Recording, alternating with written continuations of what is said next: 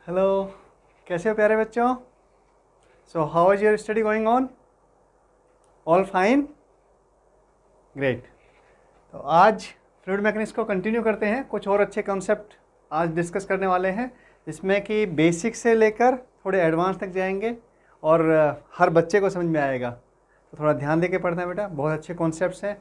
Question सीधे पूछे जाते हैं। आपके एग्जाम जो भी होते हैं, जेई के, नीट के, या फिर जेई एडवांस में भी कॉन्सेप्ट काम में आते हैं। ठीक है, तो बेसिक जब आपके क्लियर होंगे तो आप नीट के भी क्वेश्चन अटैम्प्ट कर पाएंगे ठीक से, और जेई एडवांस के भी कर पाएंगे, और जेई के भी कर पाएंगे। ठीक है, तो वही बेसिक आज क्लियर कर रहे हैं हम इस लेक्चर में भी। मेरा फोकस हमेशा वही रहता है कि बच्चों को जो फंडामेंटल्स हैं वो क्लियर हो जाए।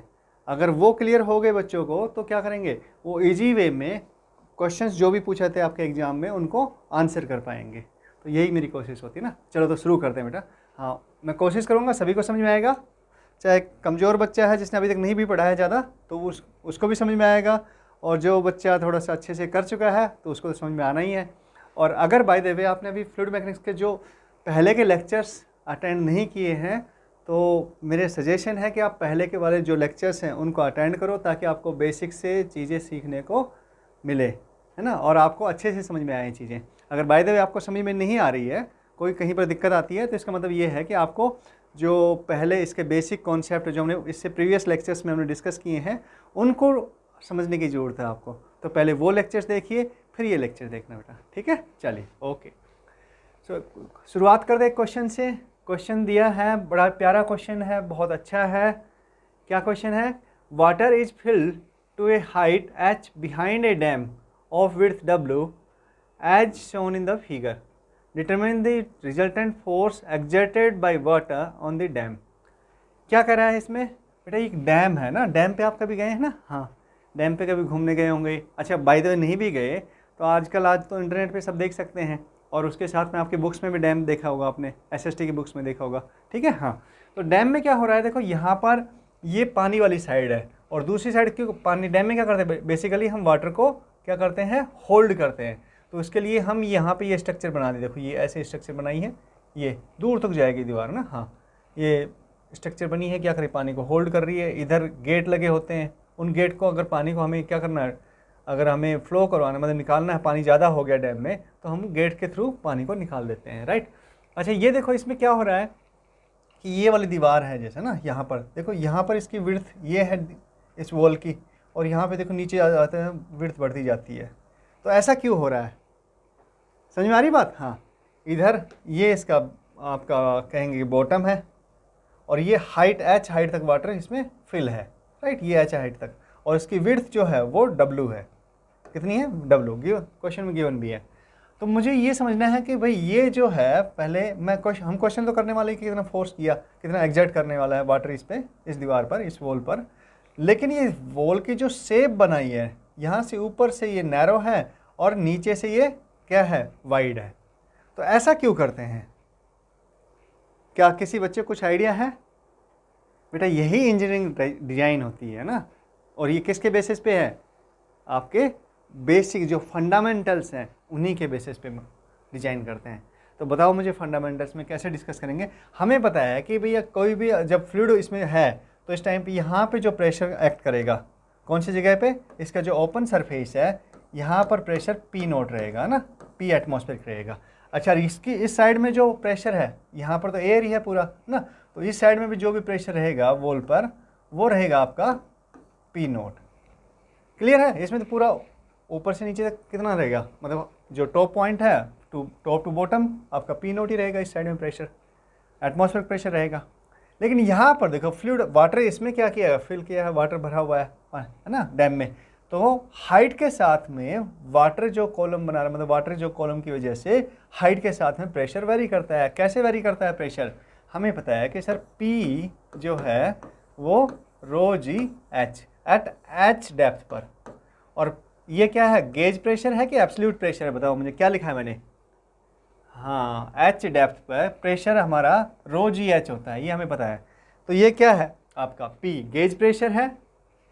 बताओ हाँ, किन बच्चों को पता है, अच्छे से क्लियर है कि ये गेज प्रेशर है, गेज प्रेशर या फिर एब्सोल्यूट प्रेशर है? दो तरह के प्रेशर पढ़े थे हमने। हाँ, या फिर एब्सोल्यूट प्रेशर? बताओ कौन सा है ये? एब्सोल्यूट प्रेशर है। कौन सा प्रेशर लिख दिया मैंने? ये एच डेप्थ पर। बिल्कुल सही कहा बेटा, गेज प्रेशर है ना। हाँ, एब्सोल्यूट में तो क्योंकि एच डेप्थ की वजह से प्रेशर आ गया इस कॉलम की वजह से, लेकिन पी नोट तो पहले से ही है, तो इसमें पी नोट अगर हम ऐड कर देते हैं तो आपका एब्सोल्यूट प्रेशर बन जाता है ये। और अगर पी नोट ऐड नहीं करते हैं कि उस वाटर कॉलम की वजह से प्रेशर देख रहे हैं कहाँ पर, इस वॉल पर, तो क्या रहेगा ये हमारा, या फिर किसी भी हाइट पे प्रेशर तो वही रहेगा है ना। हाँ, तो वो क्या रहेगा? ये गेज प्रेशर रहेगा। तो क्लियर है ये? तो वेरी गुड। अब मुझे बताओ कि जो फोर्स है, इसने क्या पूछा है? Resultant force. तो फोर्स कैसे एक्ट करेगा इस वॉल पर? कैसे एक्ट करेगा फोर्स? अगर हम कह दें कि भी इसका एरिया निकाल लें और इसका प्रेशर देख लें कि इसके सेंटर प्रेशर कितना है, तो फोर्स हमारा आ जाएगा। क्यों? ऐसा है क्या? मेथड तो बहुत सारे हो सकते हैं, लेकिन देखो फोर्स मतलब कैसे कर रहा है। देखो प्रेशर जो ओपन सरफेस है, यहाँ पर प्रेशर पी नोट है ना। यहाँ पर जो ओपन सरफेस है, यहाँ पर प्रेशर पी नोट रहेगा ऊपर वाली वॉल पर। लेकिन जैसे ही इसमें डेप्थ में नीचे जाएंगे, जैसे ही हम डेप्थ में नीचे जाएंगे तो क्या होगा? प्रेशर इंक्रीज होता जाएगा। किसकी वजह से? एच, जो हमने देखा ना रो जी एच, तो एच की वजह से प्रेशर इंक्रीज होता जाएगा बेटा। ठीक है, तो अब हम क्या करेंगे ऐसे क्वेश्चन को, क्योंकि प्रेशर वेरी कर रहा है, प्रेशर कांस्टेंट नहीं है, प्रेशर क्या कर रहा है?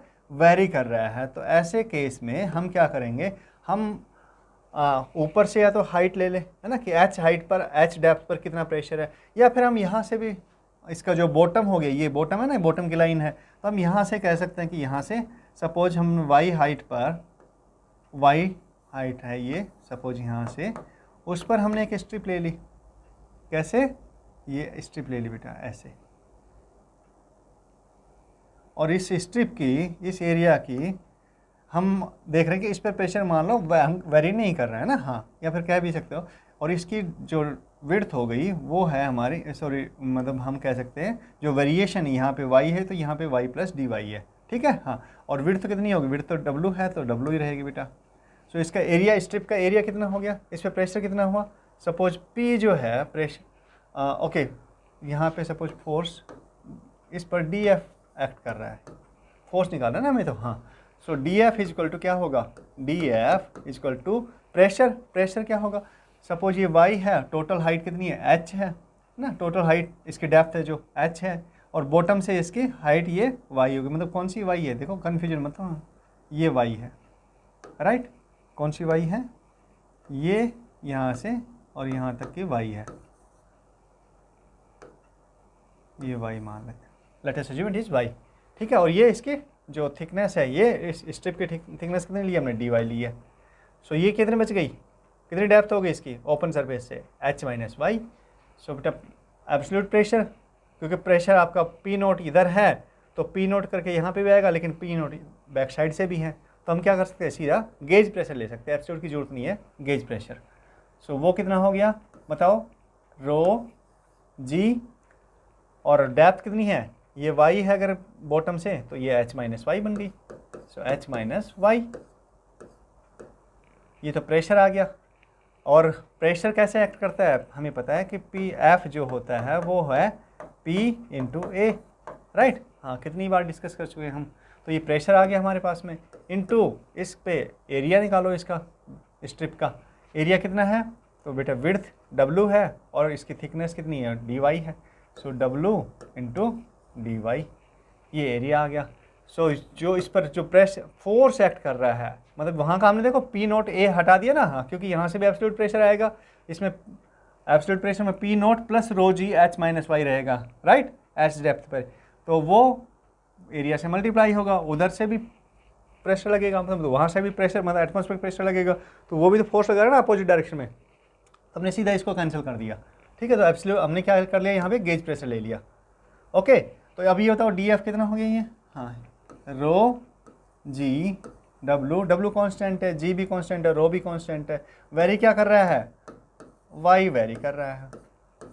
अब ये तो हो गया कितने, किस पर? df कितने, किस पर हो गया बेटा? df हो गया इस स्ट्रिप पर।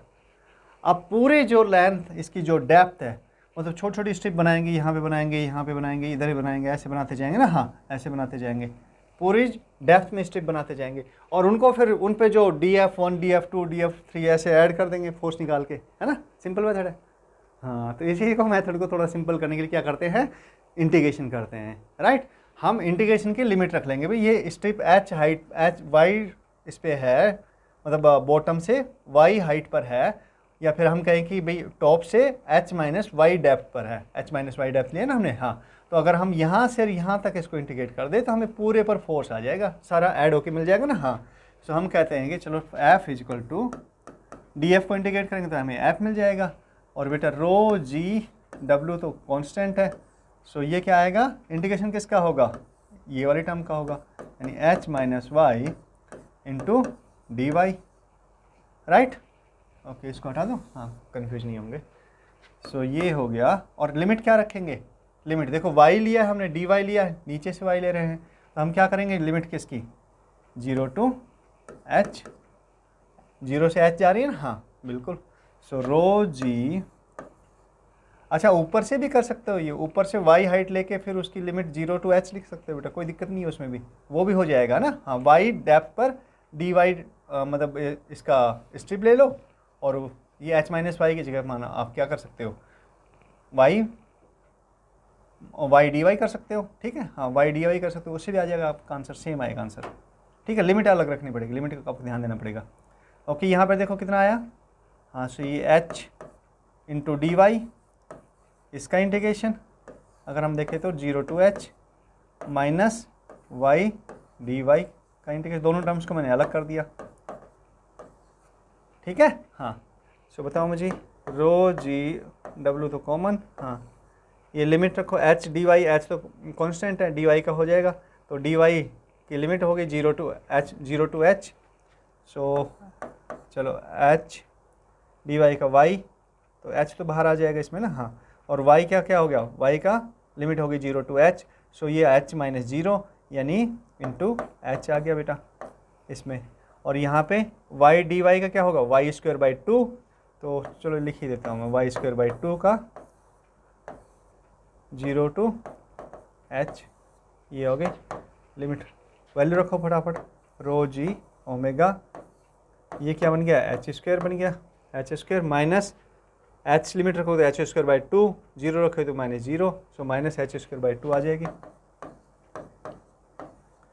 H square minus H square by 2 क्या बचेगा, एच स्क्वायर बाई 2 बचेगा, rho G W H square by 2, so हमारा फोर्स आ गया, क्या आया फोर्स, नेट फोर्स कितना आया, F is equal to rho G W, W width है ना, हाँ, एच स्क्वायर बाई 2, ये फोर्स आ गया हमारा।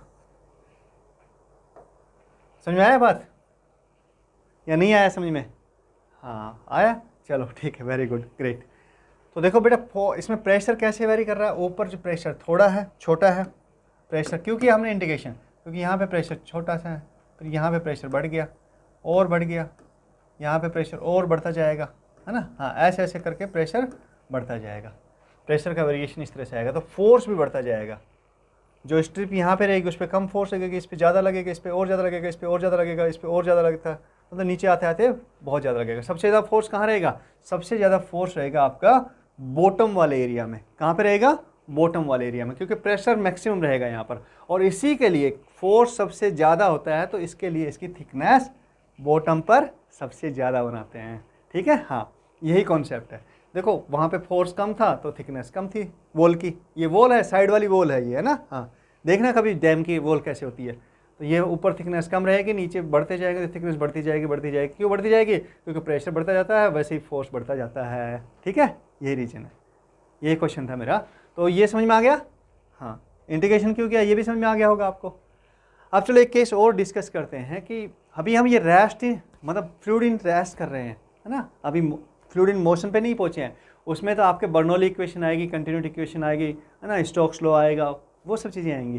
तो अभी हम क्या पढ़ रहे हैं, फ्लूइड इन रेस्ट पढ़ रहे हैं बेटा, फ्लूइड एट रेस्ट, उसी का कॉन्सेप्ट डिस्कस कर रहे हैं। अच्छा, ये देखो आप करोगे यहाँ पर, ये देखो यहाँ पे क्या कहते हैं, हमने कंटेनर में एक वाटर फिल किया है, और उसको जब वाटर फिल था, देखो अभी हमने क्या कर दिया, इसको रोटेट कर दिया। आपको कि सर ये शेप क्यों बना दी, तो बेटा जैसे ही एक कंटेनर में सपोज ये कंटेनर है एक, और इसमें वाटर फिल किया हमने।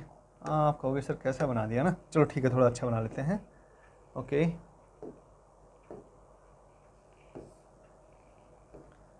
येलो कलर का ही बनाते हैं यार, चलो हाँ, ये कंटेनर हो गया। और डेप्थ करें इसकी, चलो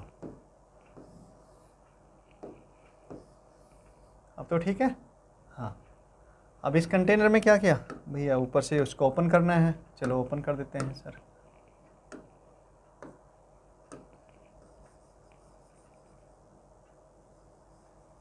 ये लो, ये ओपन हो गया, राइट। अब हमने क्या किया, इसमें वाटर फिल किया, इसमें वाटर फिल है, वाटर को भी बारीक करना पड़ेगा लाइन को। ओके, ये वाटर फिल है ना, हाँ।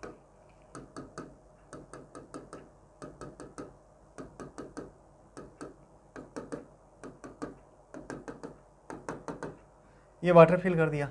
अब वाटर जब फिल है तो हमारा जो सरफेस रहता है वो इस तरह से रहता है बेटा, इसमें कोई डाउट नहीं है। हाँ, इस तरह से रहेगा, बिल्कुल हॉरिजॉन्टल रहेगा।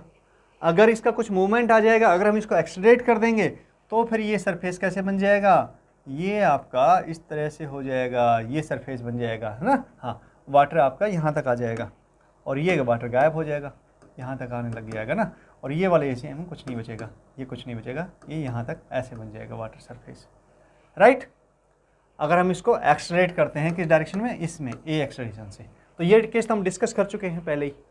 लेकिन अगर हम इसको रोटेट कर दें, मतलब इसको जैसे यहाँ पर है और इसको रोटेट करें, हम क्या करें हैं, क्या कर रहा हूँ मैं बताऊँ। अगर ये हमारा लेवल है ना, वाटर लेवल, हमने इसका जो एक्सिस है, ये एक्सिस है इसका, ओके, ये जो इसका एक्सिस है, मतलब सेंटर पॉइंट जो सेंटर पास हो रहा है, अगर हम इसके रिस्पेक्ट में इसको रोटेट कर दें, रोटेट करें, तो क्या होगा। देखो ये शेप क्यों बनी थी, ये हमें पता है कि इनर्शिया की वजह से बनी थी। तो अब क्या होगा कि जैसे ही हम इसको रोटेट करना शुरू करेंगे तो आपका वाटर जो है वो क्या करेगा, उस पर क्या, उसको क्या चाहिए, जैसे रोटेशन का केस समझो एक बार। रोटेशन हमने रोटेशन देखा था किसका, हमने एक स्टोन लेकर उसको क्या टाई किया, किससे, स्ट्रिंग से, और फिर हमने उसको ऐसे रोटेट किया था, ध्यान है। हाँ, तो रोटेट करने के लिए क्या था, उसको स्टोन को टाई करके रखना पड़ता है, टाई करके रखना पड़ता है ना उसको होल्ड करने के लिए ना, नहीं तो क्या करेगा, अगर उसको स्ट्रिंग से हम टाई नहीं करेंगे तो क्या करेगा, वो भाग जाएगा, दौड़ जाएगा बाहर की तरफ पे। जैसे हम उसको रोटेट करेंगे वैसे ही, अगर स्ट्रिंग सपोज आपकी हल्की है ना, तो जैसे आपने स्पीड बढ़ाई उसकी तो वो स्ट्रिंग आपकी ब्रेक हो गई। तो ब्रेक होने पर जैसे अपोज यहाँ पर था, हमने मतलब स्टोन यहाँ पर है, तो वो इसी डायरेक्शन में ऐसे भाग जाएगा, होगा कि नहीं होगा ऐसे। तो मतलब इसको होल्ड करने के लिए, सर्कुलर मोशन अगर कर रहा है पार्टिकल या ऑब्जेक्ट, तो उसको होल्ड करने के लिए हमें सेंटर की तरफ फोर्स देना पड़ता है। लेकिन अब जो वाटर पार्टिकल है, जैसे ही हमने इनको रोटेट किया तो इन पर तो कोई फोर्स है नहीं सेंटर की तरफ, कौन रोक के रखेगा, कोई नहीं रोक सकता इनको। तो ये तो बाहर की तरफ भाग जाएंगे। तो बाहर की तरफ भागेंगे तो क्या करेंगे, इसको ये जो वॉल है, ये जो वॉल है बेटा, ये आपके यहाँ से वापस इसको नॉर्मल रिएक्शन देगी, नॉर्मल फोर्स लगाएगी, लगाएगी नहीं लगाएगी, हाँ, वॉल से टकरा के तो रुक जाएंगी ना, हाँ, तो वो नॉर्मल फोर्स लगेगी। तो वाटर बाहर की तरफ में, बाहर के एरिया में वॉल की तरफ क्या होगा, पाइल अप होना शुरू हो जाएगा, राइट। और अल्टीमेटली जितना बढ़ाते जाओगे आप स्पीड, रोटेशन की स्पीड बढ़ाते जाओगे, उतना ही बाहर की मतलब सरफेस पर आपका ज़्यादा पाइल अप होगा। और वो पाइल अप कहाँ से होगा, ऑब्वियसली यहाँ से सेंटर से इधर, इस साइड से इधर जाना शुरू कर देगा, वाटर इस साइड में जाएगा, राइट, इस साइड में जाएगा, बाहर की तरफ जाएगा, मतलब सब तरफ। ये तो आपकी कैसे सिलेंड्रिकल बॉडी है ना, हाँ, तो सब तरफ जाएगा, ऐसे ऐसे ऐसे, समझ में आ रही बात, हाँ, बाहर की तरफ, तो पाइल अप हो रहा है, राइट। तो ये चीज़ होती है। तो ये देखो कि जब हम इसको रोटेट करते हैं तो हमारी शेप कैसी बनती है इसकी, वाटर सरफेस की ये शेप बनती है। चलो इसको हटा देते हैं, अब इसका काम ख़त्म हो गया, तो इसको हम हटा देते हैं समझने के लिए। तो ये है। अब मान लो हमारी रोटेशन की स्पीड इसकी है, कितनी है, let us assume that rotational speed of this container is omega, और हम ये कह रहे हैं कि इसकी जो रेडियस है, रेडियस हमारी है इसकी आर, कितनी है, आर, कैपिटल आर कर लेते हैं इसको, चलो कैपिटल आर है, ओके। अब मुझे बताओ कि यहाँ पर अगर मैं प्रेशर, तो जब ये ऊपर की तरफ बढ़ रहा है, इसको रोटेट कर रही है, ऊपर की तरफ बढ़ गई इसका लेवल, तो प्रेशर जो होगा इस पे, ये जो ओपन सरफेस है ना, ये ओपन सरफेस है, ओपन टू एटमॉस्फेयर है, तो यहाँ पर तो प्रेशर हमें पता है, हमने पहले भी लेक्चर में डिस्कस किया था कि यहाँ पर तो एटमॉस्फेयर प्रेशर रहने वाला है। यहाँ पर पी नोट, यहाँ पर भी पी नोट होगा ना, हाँ, यहाँ पर भी पी नोट होगा, यहाँ पर भी पी नोट होगा। बेटा जो ओपन सरफेस है वहाँ पर क्या होगा, प्रेशर सब जगह पे पी नोट होगा। तो ये हमें ओपन सरफेस समझ में आ गई, ये कॉन्सेप्ट समझ में आ गया हमें, वेरी गुड। ये तो हमने डिस्कस कर चुके पहले भी ना, हाँ। तो अब ये देखो, तो यहाँ पे जो प्रेशर होगा, जैसे ये इसका जो लो पॉइंट बन गया सेंटर पे, तो इसके रिस्पेक्ट में यहाँ पे जो पॉइंट है, सपोज इस पॉइंट पर प्रेशर क्या होगा बताओ मुझे एक बार, पी नोट होगा या फिर पी नोट मतलब एटमॉस्फेयर। यहाँ पर तो हमें समझ में आ गया ओपन सरफेस है तो पी नोट होगा, लेकिन यहाँ पे सर प्रेशर क्या होगा, यहाँ पे प्रेशर ऑब्वियसली अलग होगा। बिल्कुल सही सोच रहे हैं आप, क्यों, क्योंकि ये वाटर कॉलम भी आ गया ना, हाँ, ये तो पी नोट, तो यहाँ पर प्रेशर है। तो अब प्रेशर वेरी कैसे करता है, या फिर हम ये कहें कि रेडियस के साथ में इसकी जो सरफेस बन रही है, सरफेस की शेप कैसी बन रही है, और उसी से प्रेशर आ जाएगा हमारे पास में, क्योंकि सरफेस से हमें क्या मिल जाएगा, डेप्थ मिल जाएगी। अगर हम सरफेस का रिलेशनशिप रेडियस के साथ में निकाल लें, हम कैलकुलेट कर ले, या फिर हम प्रेशर कैलकुलेट कर ले, इसमें प्रेशर कैसे वेरी कर रहा है, क्योंकि यहाँ पे सब जगह प्रेशर देखो वेरी कर रहा है। तो अगर हम यहाँ की बात करें तो ऑब्वियसली इसमें तो ये हाइट इतना है, पी नोट प्लस ये रोजी एच है, तो लेकिन यहाँ पे एच नहीं है बेटा, यहाँ पे तो ज़्यादा है, हाइट ज़्यादा है इसकी। तो क्या होगा, और जितनी स्पीड बढ़ेगी इतना ये ऊपर जाता जाएगा, ये नीचे, ये पॉइंट नीचे आता जाएगा। हो सकता है जब स्पीड बढ़ती जाए तो ये पॉइंट यहाँ पे पहुँच जाए और ये पॉइंट ऊपर और पहुँच जाए, बाहर निकल जाए, स्पिल आउट हो जाए वाटर। ठीक है, हाँ, ये सारी पॉसिबिलिटीज़ बनती है। तो अब मुझे बताओ कैसे इसको देखेंगे कि कैसे कैलकुलेट करें हम इसको।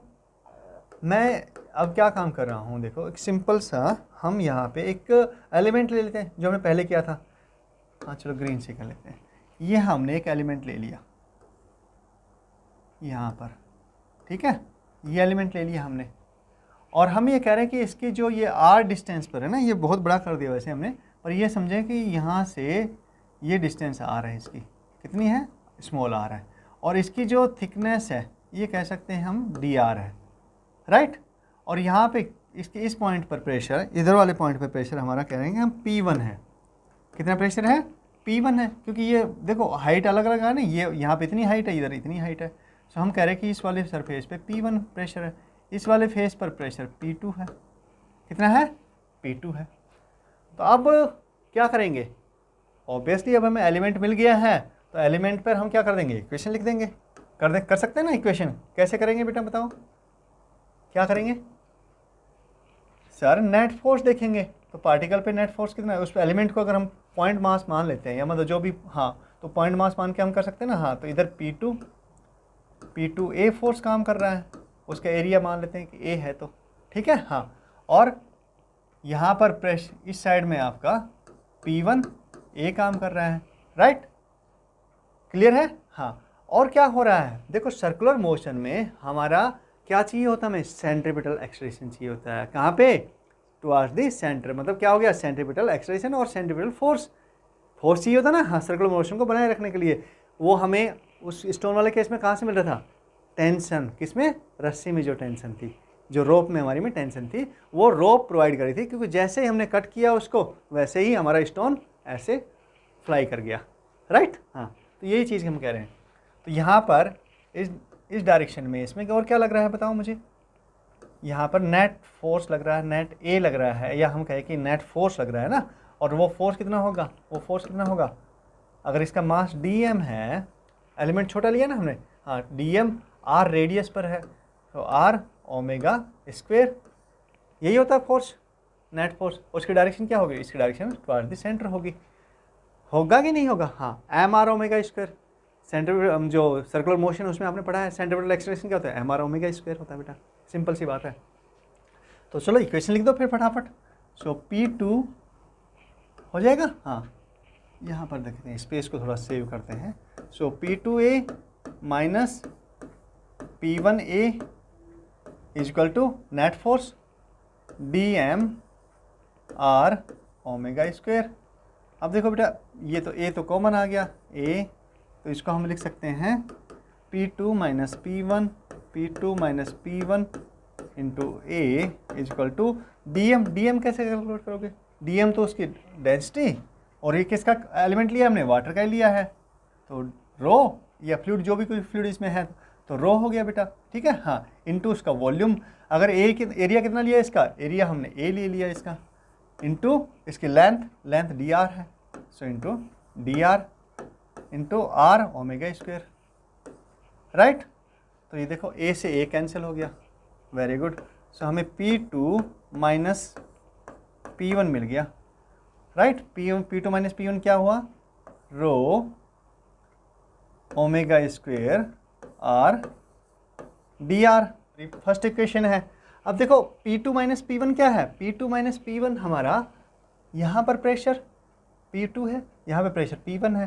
तो अगर लेट अस अज्यूम कि इसकी जो डेप्थ है यहाँ से इस पॉइंट की, ये y है, कितनी है? y है, और इसकी जो डेप्थ है वो y प्लस dy है, y प्लस dy है, राइट।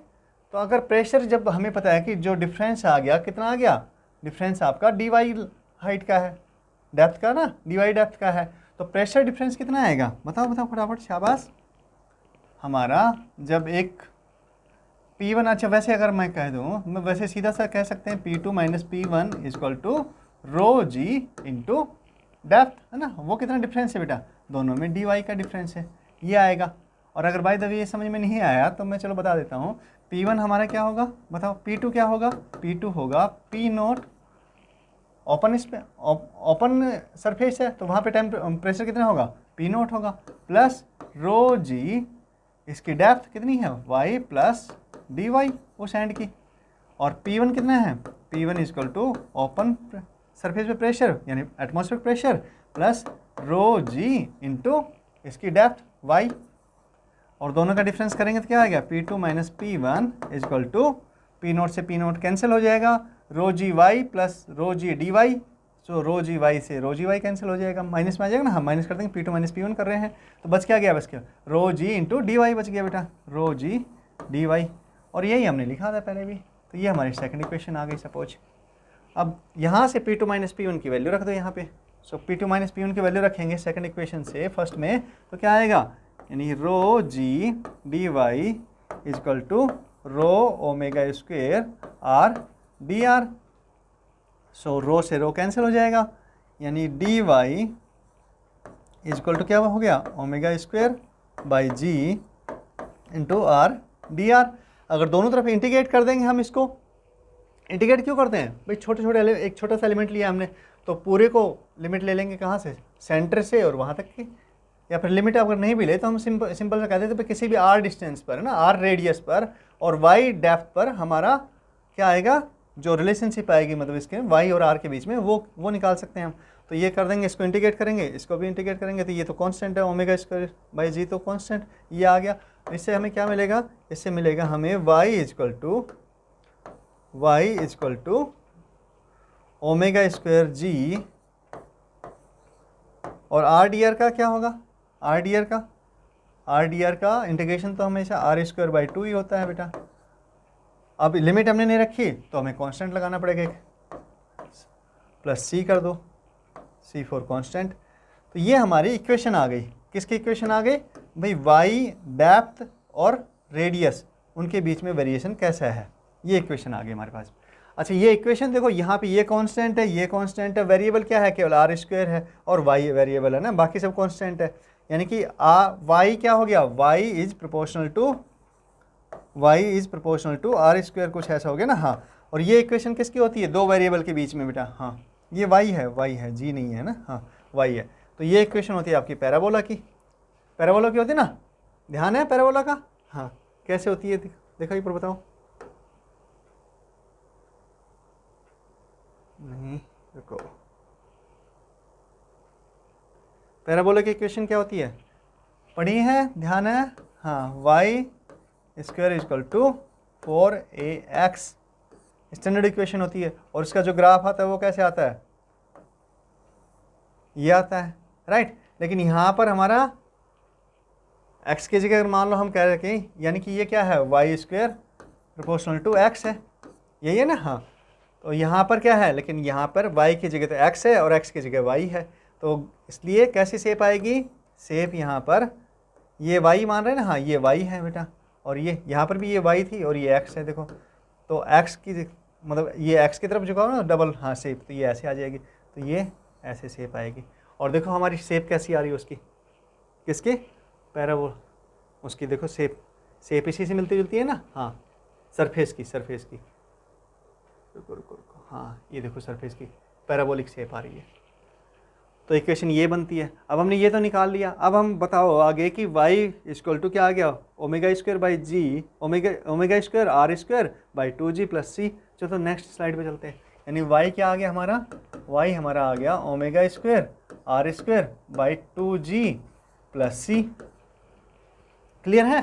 तो y और r इस तरह से वेरी कर रहे हैं पैराबोलिक शेप में, ठीक है। अब क्या मतलब इसका, अगर हम प्रेशर की बात करें कि भाई प्रेशर होगा, तो प्रेशर कैसे निकालेंगे हम, हमें प्रेशर पता है, पहले निकाल लिया था। प्रेशर कैसे निकाल लिया था बेटा, ये देखो प्रेशर का डिफरेंस जो आ गया था हमारा ये, और अगर हम इसको कह दें कि भैया ये किसके इक्वल है, मतलब इसको कर देंगे रो जी से मल्टीप्लाई कर देंगे, देखो इसको, तो क्या आ जाएगा हमारे पास में, रो जी वाई क्या रहेगा, प्रेशर का डिफरेंस रहेगा, रो जी वाई ये रहेगा ना, हाँ equal to rho G into omega square R square by 2g plus C को तो मतलब सी की जगह सी डैश आ जाएगा, सब दूसरा कांस्टेंट आ गया। तो ये देखो कि ये क्या आ गया, ये डेल पी आ गया, हमारा प्रेशर आ गया, प्रेशर का डिफरेंस आ गया, और ये जी से G cancel, so rho omega square R square by 2 plus C dash. ये प्रेशर वेरी कर रहा है यहाँ पे, किस तरह से, यहाँ पर किसके साथ में प्रेशर वेरी कर रहा है, आर के साथ वेरिएशन, और ये भी कैसा है, पैराबोलिक है। डेल पी यानी कि क्या हो गया, del P is proportional to R square, यही ना पैराबोलिक है। तो मतलब जैसी शेप आई थी वाई, यहाँ पे वाई क्या है, Y is proportional to R square, parabolic shape है। तो यहाँ पर भी पैराबोलिक शेप आ रही है और प्रेशर वेरिएशन की पैराबोलिक शेप आ रही है।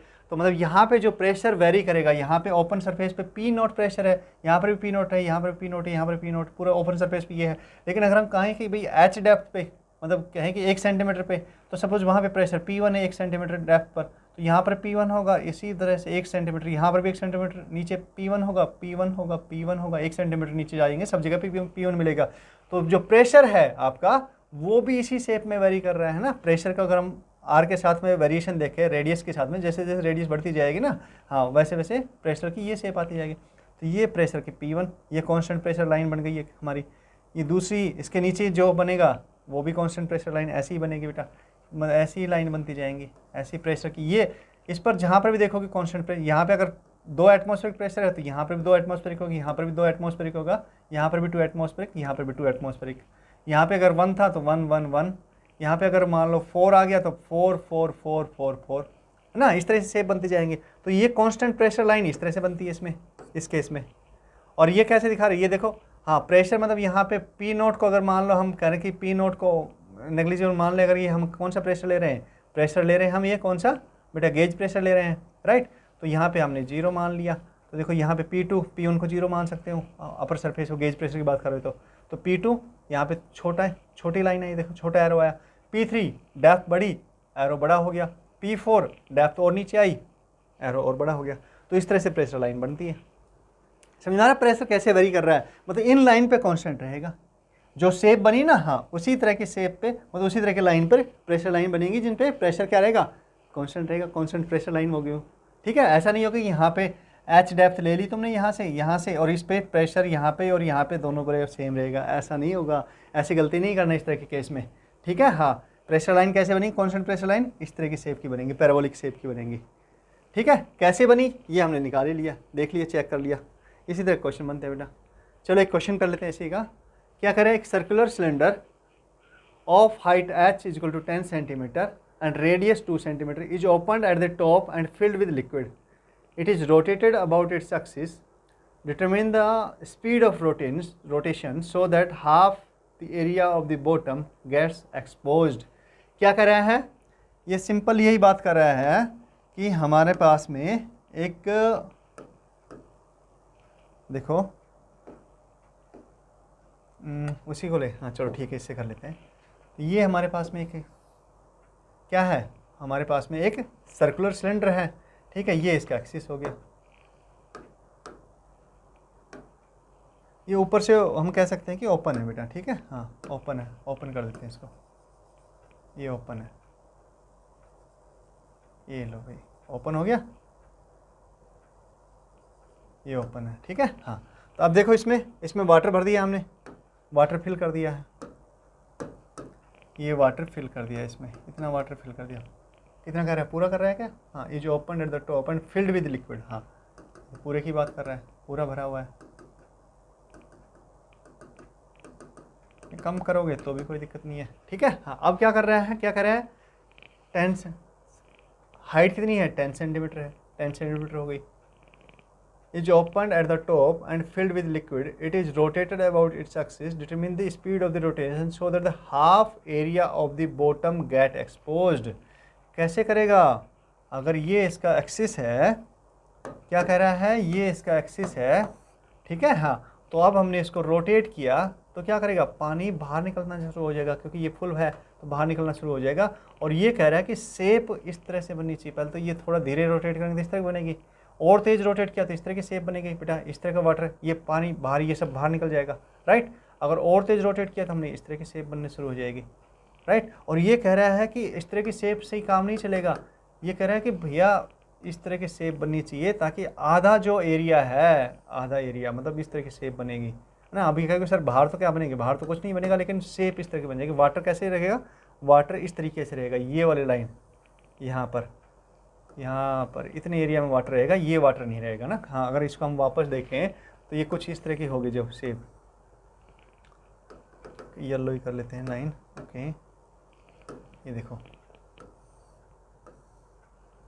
मतलब अब जो हो गया, इसको रोटेट हम कर रहे हैं तो इसमें जो शेप बन रही है वाटर की, वो कैसी बन रही है बेटा, ये शेप बन रही है, ये वाली, ये कह रहा है, ठीक है। यहाँ पे वाटर भरा हुआ है, क्योंकि अब ये क्या कर रहा है, रोटेट कर रहा है। बाकी सारे पानी कहाँ चला गया, सब बाहर भाग गया, किसकी वजह से, रोटेशन की वजह से बाहर चला गया, राइट। और ये इसका सेंटर लाइन हो गई ये, और ये रोटेट कर रहा है ओमेगा, सपोज ओमेगा आपका एंगुलर वेलोसिटी से रोटेट कर रहा है, ठीक है, हाँ।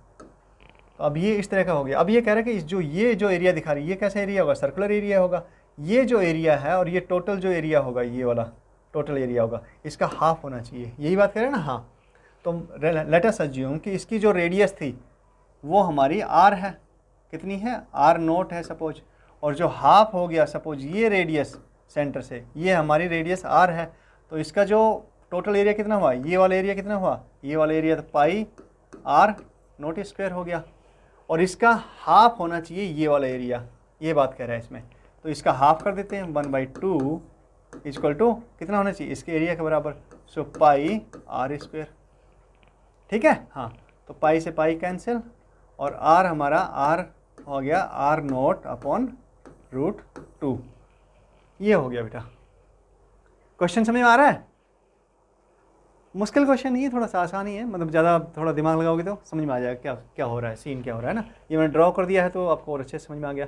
अब मुझे बताओ एक चीज़ कि हमारा इक्वेशन क्या आई थी, कौन सी, एक सेकेंड, हाँ इससे कर लेते हैं, right. Determine the speed of the rotation so that half the area of the bottom get exposed. क्या कह रहा है कि स्पीड बताओ उसकी, किसकी, जिसपे कि पूरा इतना आधा पानी, इतना पानी बाहर निकल जाए, राइट। तो हम क्या कहेंगे कि भैया जो स्पीड आएगी, हम ये तो h कितनी दी हुई है, h नोट दी हुई है, h नोट दी हुई है, ठीक है। और h क्या है, डेप्थ है आपकी, यानी कि ये y वाली केस है ना, और y में और h में मतलब r में रिलेशनशिप क्या है, वो हमने की थी पिछले, ध्यान है, हाँ। Omega square R square by 2g plus C, मतलब जैसे ये y की वैल्यू है, y कहाँ से होता है, देखो ध्यान दो, वापस बैक जाएं, हाँ। y हमारा यहाँ से, और ये हमने मतलब किसी भी उस पर लेते ना y, हाँ। तो ये y है, मतलब y एक्सिस, ये y एक्सिस है। तो हम ये कह सकते हैं कि जब y हमारा यहाँ से, और सपोज ये यहाँ पर है ना, तो ये हमारा y हो गया, और ये हमारा r हो गया, r, ये रिलेशनशिप है ना, हाँ, ये आर और ये वाई, तो क्या रिलेशनशिप आ रहा है, ये y is proportional to R square और y इज इक्वल टू आपका omega square R square by 2g plus C constant आ रहा है ना, हाँ। तो ये हमारा आ रहा है y, देखो y जब ये है, कहाँ से लिया हमने, बॉटम से लिया, जो पैराबोला बन रहा है उसके बॉटम से और यहाँ तक की जो आर हाइट, अगर हम ये आर ले रहे हैं तो हमारा y ये हो जाएगा, देखो कैसे, हाँ मैं वापस एक बार एक्सप्लेन करता हूँ आपको। अगर हमारा यहाँ पे आर हो रहा है, इस पॉइंट को y ले रहे हैं हम, ये वाली y ले रहे हैं, तो यहाँ पे रेस्पेक्टिव r हो जाएगा, ये सपोज r है और ये हमारा y है ना, तो ये मतलब r इसकी जगह पे ये रिप्लेस हो जाएगा और ये वैल्यू इस वैल्यू की जगह पे ये y की वैल्यू रिप्लेस हो जाएगी। तो समझ में आ रही बात, हाँ। r कहाँ से लेते हैं, y लेते हैं हम r, मतलब कहाँ से, इसके बॉटम, पैराबोला के बॉटम से, कहाँ के लिए, जो r डिस्टेंस, r रेडियस है जहाँ पर पैराबोला के ना, हाँ ये वाला r रेडियस, मतलब इस डिस्टेंस से कह सकते हो कि इस पॉइंट के जो हो गए, रेडियस पैराबोला की नहीं होती है वैसे, सर्कल की होती है ना, हाँ। तो ये सर्कल बना सकते हैं हम इस पॉइंट पर, तो ये जो है r में और y में रिलेशनशिप निकाला था ना, हाँ वही है बेटा, ठीक है, हाँ। तो हम ये कह सकते हैं कि जब हमारा ये वाला केस है, बन क्या गया, इस तरह का पैराबोला बनेगा, इस तरह का पैराबोला बनेगा, तो हम लेट अस अज्यूम कि जब यहाँ पे देखो, यहाँ पे r कंप्लीट है, r नोट है, यहाँ पे ये r नोट है, ठीक है, मतलब इसकी जो रेडियस हो गई पूरी, इस मतलब कंटेनर की जो सिलेंडर की रेडियस होगी वो है यहाँ पे, और यहाँ के लिए फिर जो y रहेगा वो y रहेगा, जब r नोट है तो y ये होगा यहाँ से, राइट। अगर जब r हमारी ये है, कौन सी है r जब हमारी ये है, ये वाली, ये कह रहे हैं ना कि हाँ आधी हो गई, देखो यहाँ पर ये हो गई, तो ये वाली जो है ये हो गई, तो क्या हो गया, ये स्मॉल r है तो y कितना होगा, y ये होगा बेटा उस केस में। अगर मान लेते हैं ये y1 है और ये y2 है, राइट, सो y1 माइनस y2 क्या हो गया, y1 माइनस y2, ये हमारा h हो, ये जो भी कुछ है h हाइट दी है ना, h दी है, ये h होगी, y2 ये y1 यहाँ से लेके यहाँ तक, उसमें से y2 माइनस कर दिया तो h बच गया, तो y2 माइनस y1 क्या आएगा, देखो अब ओमेगा स्क्वायर